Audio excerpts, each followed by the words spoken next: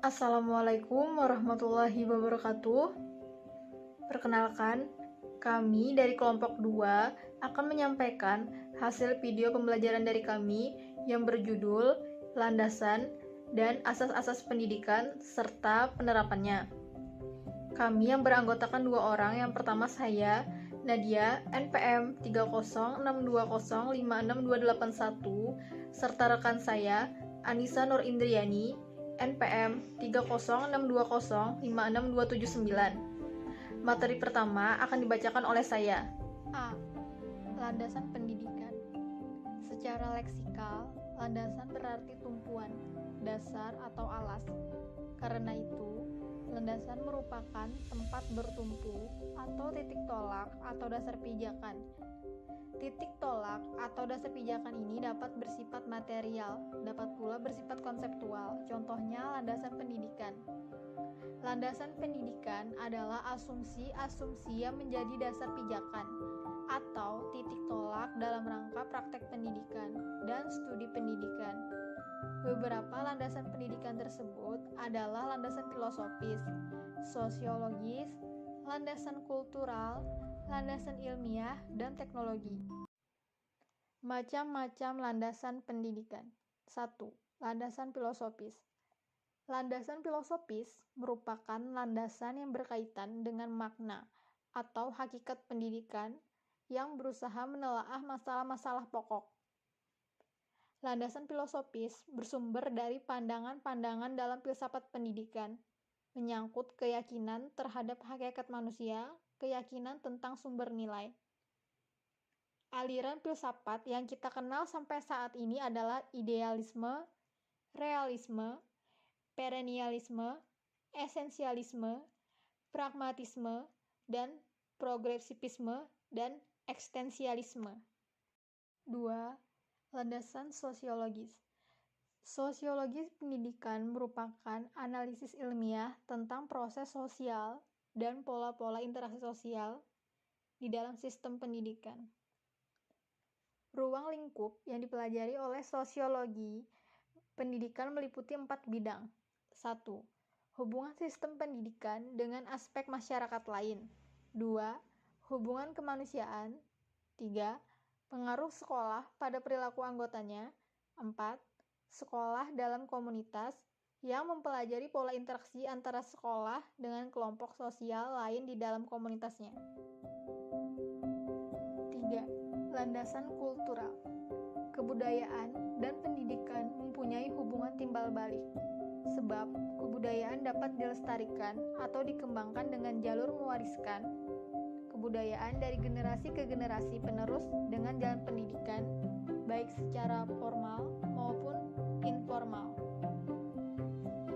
Kebudayaan sebagai gagasan dan karya manusia beserta hasil budi dan karya itu akan selalu terkait dengan pendidikan, dan dalam belajar arti luas dapat berwujud ideal seperti ide, gagasan, nilai, dan sebagainya.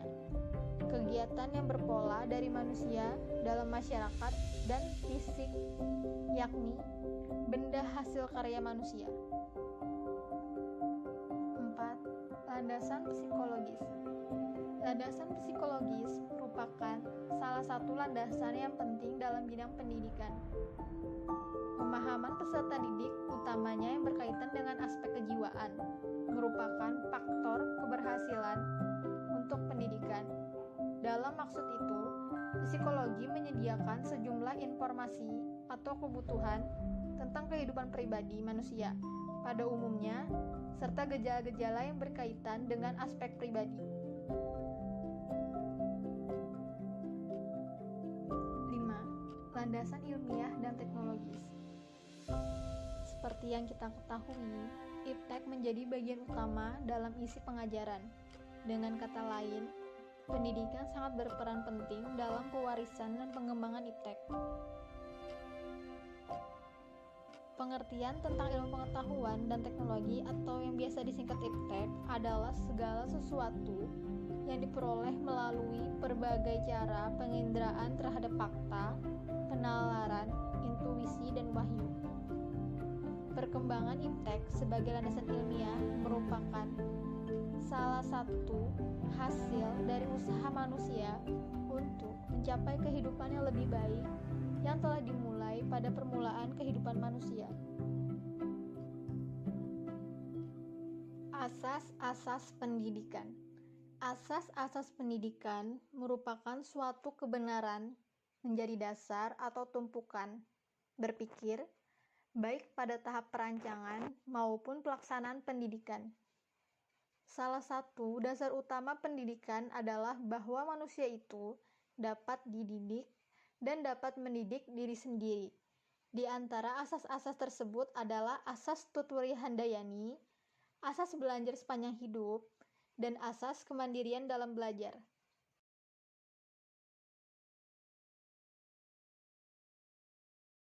Macam-macam asas pendidikan. 1.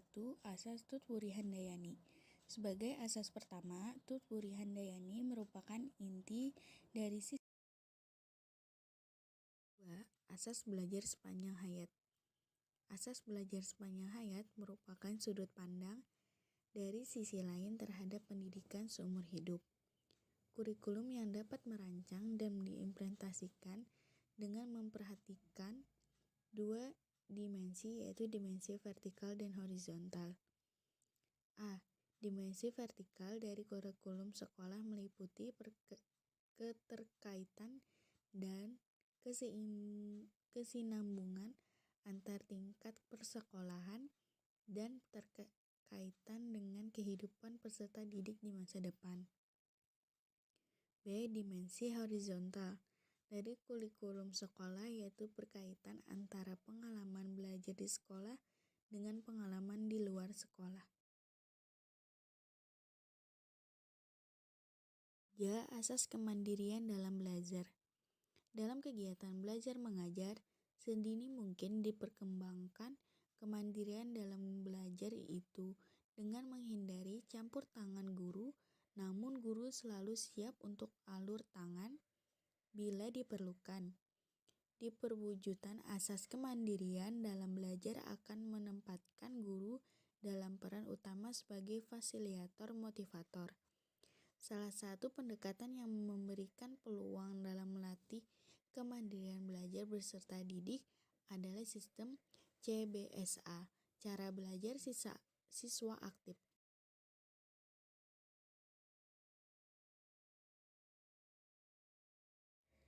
Penerapan asas-asas pendidikan. A. Asas Tutwuri Handayani.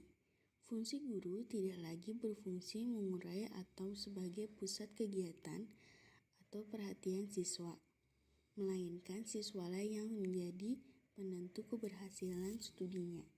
Sehingga guru berfungsi sebagai fasilitator saja yang membantu siswa atau anak untuk mengembangkan kemampuan secara optimal. Misalnya, menciptakan kondisi yang hangat, semangat, penuh gairah, memberikan tugas yang menantang, memberikan kebebasan berpikir, menyelesaikan tugas, mengontrol disiplin,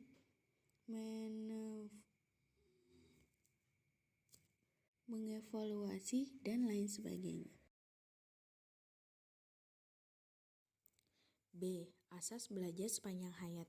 Pendidikan seumur hidup. Asas belajar sepanjang hayat hanya dapat diwujudkan apabila didasarkan pada asumsi bahwa peserta didik mau dan mampu mendiri dan belajar. Karena tidak mungkin seorang belajar sepanjang hayatnya apabila selalu tergantung dari bantuan guru maupun orang lain.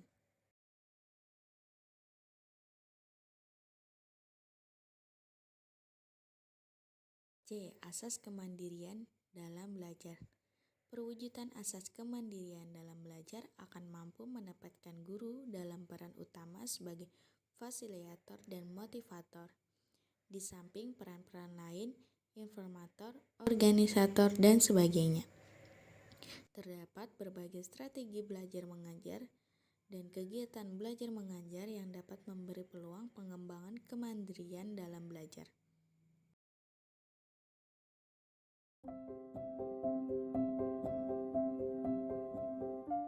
Belajar siswa aktif merupakan salah satu pendekatan yang memberi peluang itu.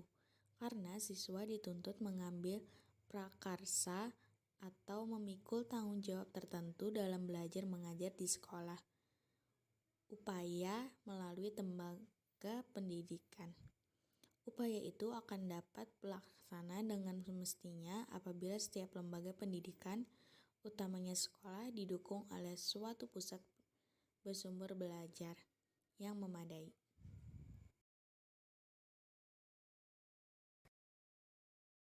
Sekian presentasi dari kelompok kami. Assalamualaikum warahmatullahi wabarakatuh.